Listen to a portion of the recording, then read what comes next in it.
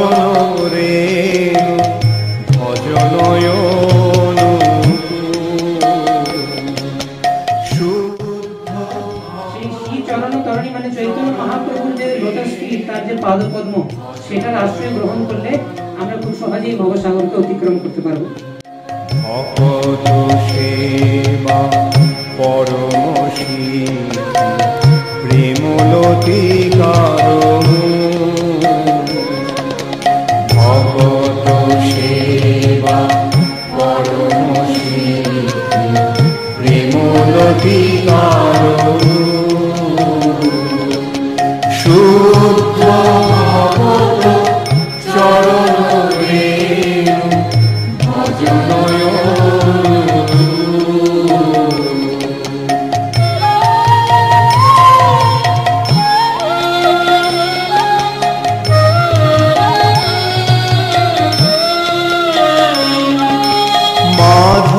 মাধবতীতি ভক্তি জননী যতনে পালন করি, কৃষ্ণ বসতি বসতি বলি পরম আদরে মাধবতীতি ভক্তি জননী যতনে পালন করি, কৃষ্ণ বসতি বসতি বলি পরম আদরে বলি, শুদ্ধ ভকত চরণ রেণু ভজনয়ন।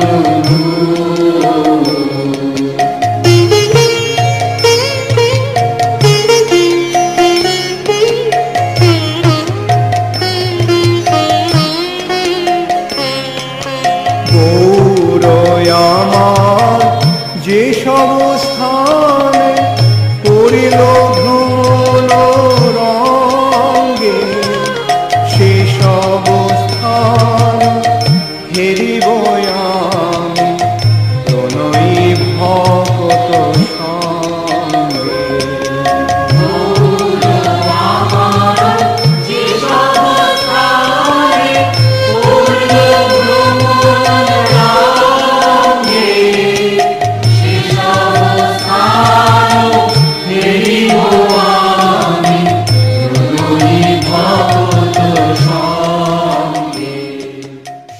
প্রকোষ্ঠ আছে যেখানে নরহরি সরকার ঠাকুরের ভজন কুটির বলে লেখা আছে। তো এই ভজন কুটির কিন্তু একদম জীবন্ত ভজন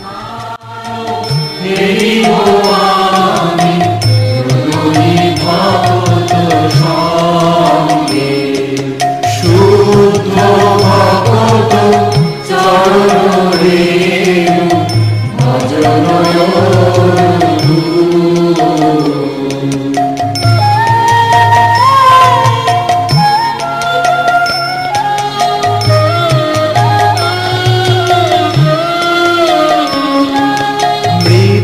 মৃদঙ্গবাদ্য শুনিতে মোর অবসর সদা যাচে, গৌর বিগীত কীর্তন শুনি আনন্দে হৃদয় নাচে। মৃদঙ্গবাদ্য শুনিতে মন অবসর সদা যাচে, গৌর বিগীত কীর্তন শুনি আনন্দে হৃদয় নাচে। শুদ্ধ ভকত চরণ রেণু ভজনয়ন। মধুনাপিতকে দেখিয়েছিলেন যে উনি স্বরূপে কে, চতুর্ভুজ বিষ্ণুরূপ দেখিয়েছিলেন। তো তারপরে সেটা জানার পর থেকে মধুনাপিত যখন মহাপ্রভু মধুনাপিতকে নিয়ে এসেছেন, সকাল সকাল এসেছে মহাপ্রভু মধুনাপিতকে নিয়ে কেশব ভারতীর কাছে এসেছেন। তো মধুনাপিত এরকম করে বসে, যেমন করে চুল কাটতে বসলে যেমন করে বসে, দুই হাঁটু মাটিতে রেখে সে মাথা নামিয়ে এরকম করে বসে আছে যে আমাকে আমার কি প্রফেশনটার জন্য আমাকে আজকে এই কাজটা করতে হচ্ছে। প্রপঞ্চ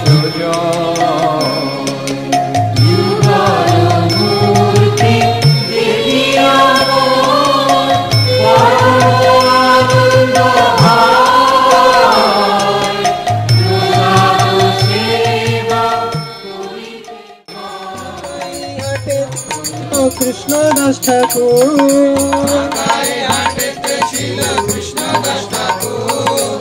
ঘরেতে বসিয়া পাইল প্রভুর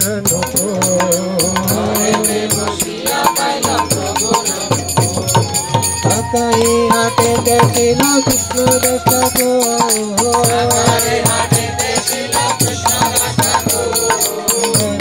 বসিয়া পাইল প্রভুর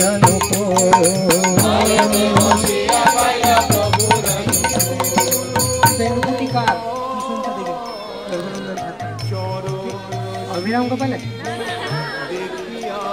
রঘুনন্দন ঠাকুরের নুপুর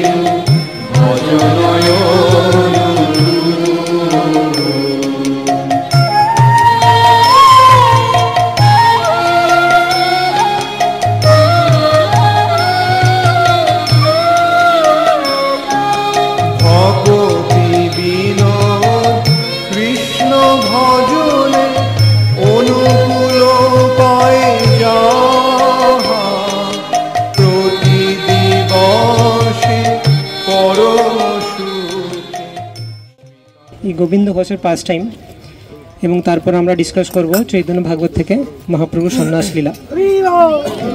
তো আমরা এখন যে জায়গায় আছি সেটা হচ্ছে অগ্রদ্বীপ এবং এখানে আমরা গোপীনাথ বিগ্রহ দর্শন করলাম এবং মহাপ্রভুর অত্যন্ত অন্তরঙ্গ পার্ষদ গোবিন্দ ঘোষ তার সমাধি আমরা দেখছি।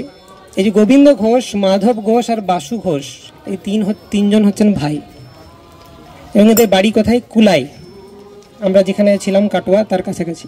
এনাদের কুলায়ে যে বাড়ি ছিল সেই বাড়ির আঙিনাতে একটি নিম গাছ ছিল। সেই নিম গাছ থেকে নরহরি সরকার ঠাকুর চৈতন্য মহাপ্রভু 3টি বিগ্রহ নির্মাণ করেছিলেন। তো আমরা চৈতন্য ভাগবতের মধ্যখণ্ড চ্যাপ্টার 28 থেকে মহাপ্রভুর সন্ন্যাস লীলা আলোচনা করব। তো এই লীলাটি এতই গম্ভীর এবং এত কারুণ্যপূর্ণ লীলা যে অ্যাকচুয়ালি আমার ভয় করছে এটাকে প্রেজেন্ট করতে, কি হবে আমি জানি না। তো মানে এটা এমন একটা জিনিস যে না শেয়ার করেও থাকা যায় না, আবার শেয়ার করলে আমরা কতটা নিতে পারবো সেটা জানি না।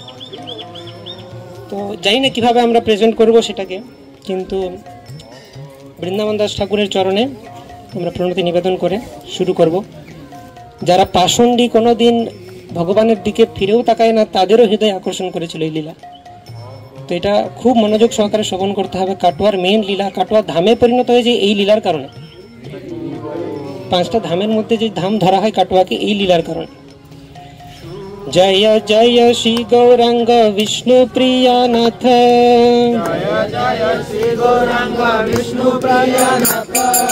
জীবগণ প্রতিকারে শুভ দৃষ্টিপাত।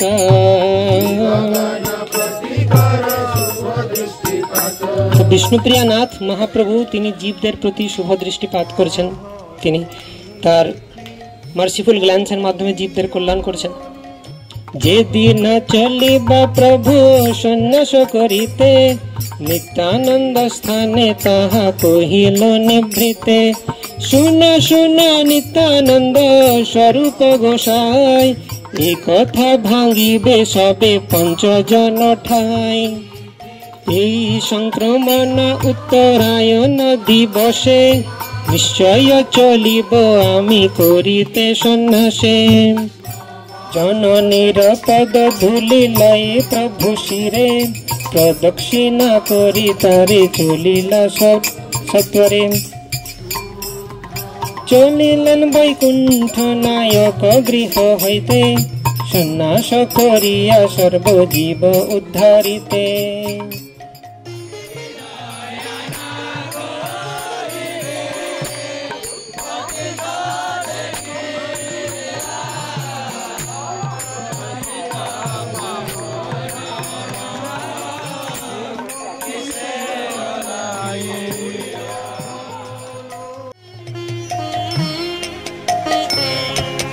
যুগল মূরতি দেখিয়া মন